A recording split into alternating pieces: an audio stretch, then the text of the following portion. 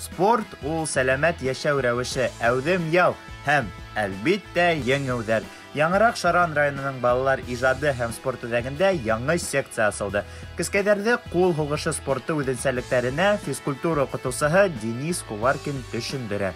Педагог үҙе был спорт төрө менән армияла хеҙмәт иткәндә шөғөлләнә башлаған.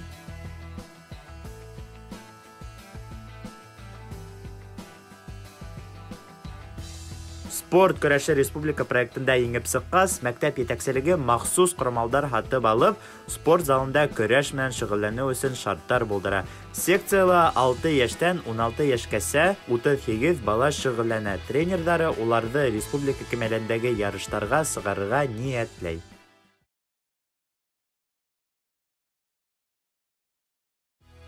Дуҫтар, һеҙҙең районығыҙҙа, ауылығыҙҙа, ҡалағыҙҙа ниндәй спорт түңәрәктәре эшләй?